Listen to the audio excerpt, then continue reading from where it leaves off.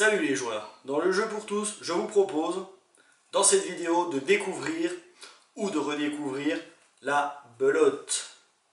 Et oui, la belote, c'est sûrement ta grand-mère qui en parle le plus souvent et qui t'en parlait quand tu étais petit. Ce jeu de cartes où l'objectif est en équipe de marquer le plus de points.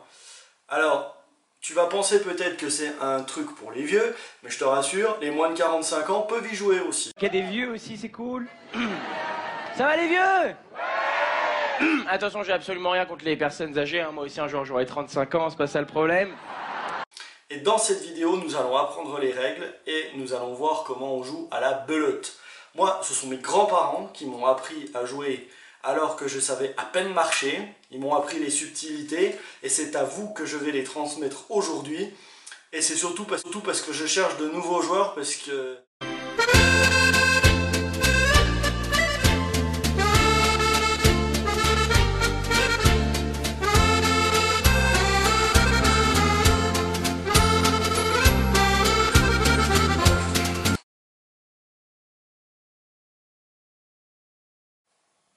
Oh, ça y est, j'ai un 50.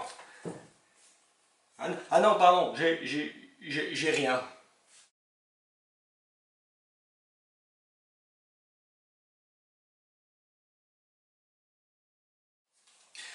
Non, mais pourquoi t'es pas entré à cœur? J'avais l'as, je mettais l'as et puis après, bah lui il perdait son 10 forcément. Mais ça c'est normal, t'entres jamais au bon endroit. Pourquoi t'entres jamais où j'ai les bonnes cartes? Pourquoi?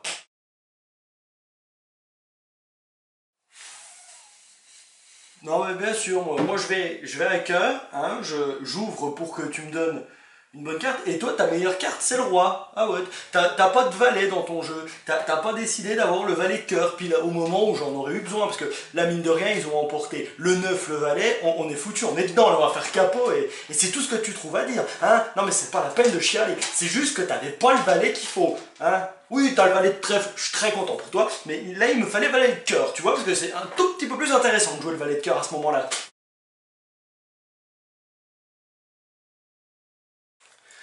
Maintenant, on va causer choses sérieuses, nous allons voir les règles de la belote. Alors, pour ce faire, je vais prendre un paquet de 32 cartes. 32 cartes qui vont de 7 à As dans 4 couleurs différentes. Pique, trèfle, carreau, cœur. Vous pouvez également prendre un jeu de 52 cartes et vous isoler les 2 à 6 plus les jokers. Donc on a un total de 32 cartes. Nous jouons à 4. Donc 32 divisé par 4, ça fait 8, ça veut dire que les joueurs auront 8 cartes tout au long de la partie à jouer, les unes après les autres.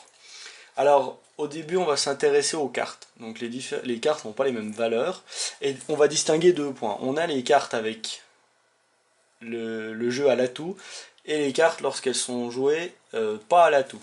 Alors, pas à l'atout, c'est très simple. Les 2 cartes les plus fortes sont donc les As, bien sûr. Avec les As, on fait un pli assuré. Et en deuxième, on a les 10. Donc les As et 10, c'est les 2 cartes les plus fortes. Nous avons d'autres cartes puissantes. Donc nous avons le roi, n'est-ce pas? La dame, le valet. Puis le 9, le 8 et le 7, c'est les petites cartes qui servent à rien parce qu'elles ne rapportent pas de points. L'As vaut 11 points, le 10 vaut 10 points, le roi vaut 3 points. 4 points, pardon, la dame vaut 3 points et le valet vaut 2 points. À la fin du décompte, toutes celles qui ne sont pas à l'atout, on les compte normalement comme je viens de vous le dire. Par contre, lorsqu'on est à l'atout, ça change. D'abord, on a le valet. Alors c'est un peu façon Révolution française ce jeu, hein, c'est pas là, c'est le roi qui sont les plus forts, c'est les valets, donc il y a retournement de situation, et ça va nous donner la situation suivante. Donc le valet qui vaut 20 points, donc celui-là c'est normal, il gagne à tous les coups, c'est le plus fort. Après on a le 9 qui vaut quand même 14 points, alors 14 points pour le 9, qui est plus puissant donc que l'As. Lui-même, là on revient dans la logique de base, plus fort que le 10, puis le roi, puis la dame, puis le 8, puis le 7, puisque le valet et le 9, ils sont tout là-haut. Donc si je reprends tout simplement, nous avons valet, 9, as, 10, roi, dame. Et je fais une petite parenthèse sur le roi et la dame qui sont très importants du moment qu'ils sont à 2. Le roi et la dame, lorsque vous les avez, quand vous les jouez, il faut dire belote pour le premier et rebelote pour le deuxième. Si vous dites belote et rebelote en ayant joué ces 2 cartes à l'atout, vous marquez 20 points supplémentaires, ce qui n'est pas négligeable en cas d'égalité. Donc maintenant on a vu les cartes de base. Pour compter les points c'est très facile, on prend un paquet, comme ceci, et on tient compte de la carte si elle est à l'atout ou si elle ne l'est pas. Je vais prendre un exemple tout bête. Alors par exemple on dit qu'on est allé, je ne sais pas moi, à carreau par exemple, puisqu'il y en a, ou à cœur, très bien, cœur. Donc si on compte, on voit qu'on a le valet et le 9, donc ça vaut déjà 34 points. On peut retirer tous les 7, les 8 et les 9 qui ne sont pas à l'atout. Donc il nous reste ceci. Donc on a déjà 34 points, 44, 55, 66, ça vaut 3 points, 69, 71. Donc là, avec ce qu'on vient de voir, le type aurait fait 71 points, ce qui n'est pas suffisant.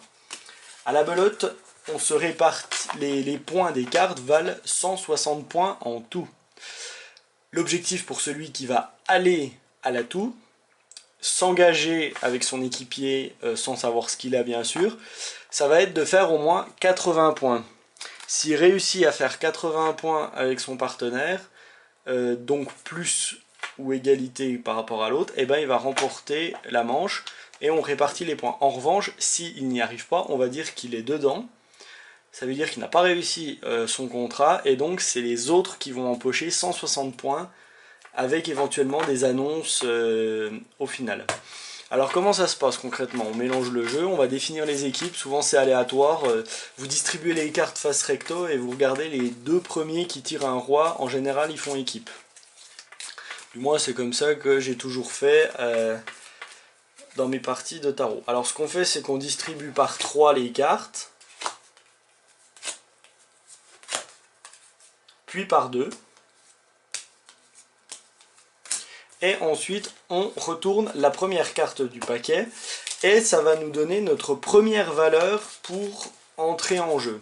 Ça veut dire que les premiers qui veulent s'exprimer, les gens vont s'exprimer sur est-ce que je veux y aller à carreau ou pas. Si ils veulent y aller à carreau, ils disent je vais à carreau et je prends le 10. Si je ne veux pas aller à carreau et que personne ne veut aller à carreau, on va attaquer un deuxième tour, on va dire, de négociation. Et si quelqu'un se sent d'aller dans un autre bout qui n'est pas le carreau, il dit, moi je vais y aller, je sais pas, moi à trèfle ou à pique.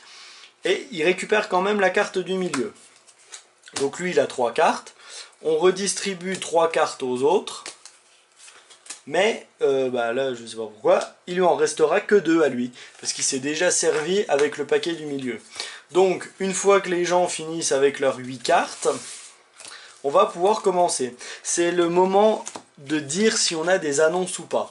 Les annonces, elles sont assez importantes parce qu'elles apportent des bonus assez considérables.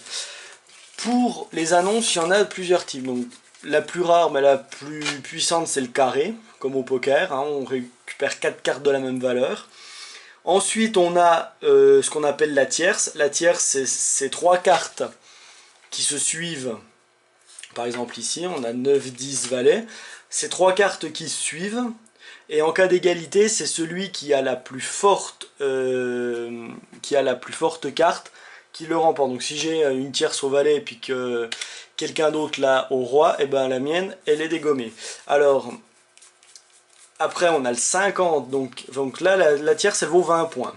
Le 50, bien sûr il va valoir 50 points, donc on ajoute le 8, ça fait 8, 9, 10 valets, ça fait 50, et encore plus puissant, on a la dame, donc tout dans le même bout, là c'est parce que j'ai pas les autres sous la main. 8, 9, 10 valet dame, par exemple 50, ça vaut 100. Ça vaut 100 points, 100 comme ça. Et quand on a ce genre de jeu, c'est qu'on est bien parti. Si on y est allé à cette couleur, la partie est quasiment gagnée. Par contre, si on n'y est pas allé dans cette couleur, on va sentir la partie un peu longue quand même, parce qu'on va devoir se défausser avec ce qu'on a, donc ça va pas être hyper top.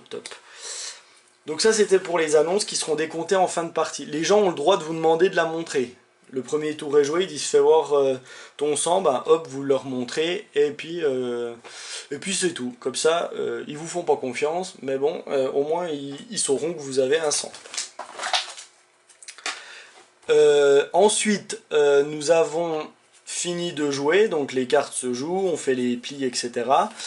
Et c'est à peu près tout ce qu'il faut savoir pour jouer à la belote. Il y a des petites subtilités qui se font au fur et à mesure qu'on joue. Par exemple, il est très important d'entrer à l'atout lorsque son partenaire est allé à l'atout.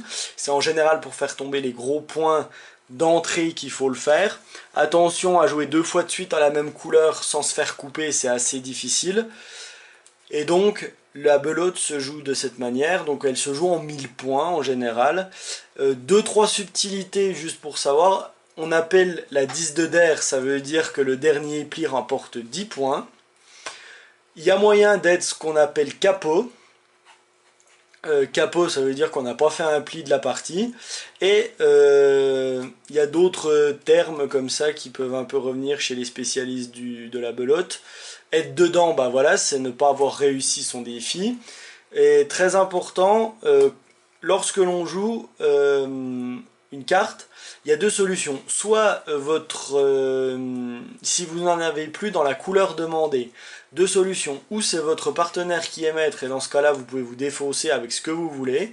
Si ça joue à trèfle, puis que c'est lui qui a mis le 10, l'autre il a mis un petit 7 à la noix, il est maître. Je n'ai plus de trèfle, mais comme je sais qu'il est maître, hop, je peux mettre un 10, même si c'est pas l'atout, pour mettre quelques points, toujours bon à prendre, et économiser ses atouts, c'est le plus important. Donc, ça c'est l'hypothèse où votre partenaire est maître. S'il n'est pas maître, vous êtes obligé de couper, et le cas échéant, vous êtes également obligé de surenchérir par rapport à quelqu'un qui aurait éventuellement déjà coupé. Et si jamais vous ne réussissez pas à mettre la carte qui convient, soit parce que vous n'en avez pas, soit parce que vous n'en avez pas une assez forte, et ben on fait ce qu'on appelle pisser. Tout simplement. J'aimerais que ma vidéo soit pas interdite aux moins de 18 ans parce que j'ai dit de me pisser dedans. C'est juste le terme de la belote. Et c'est comme ça qu'on joue en globalité. Voilà, j'espère que cette vidéo vous aura plu. N'hésitez pas à aller voir les news sur mon blog, le jeu pour tous avec des tirets au milieu.revolublog.com, sur ma chaîne YouTube. Vous pouvez aussi me parler sur Facebook. Et moi je vous dis à très bientôt pour une nouvelle vidéo, le jeu pour tous. Allez, ciao!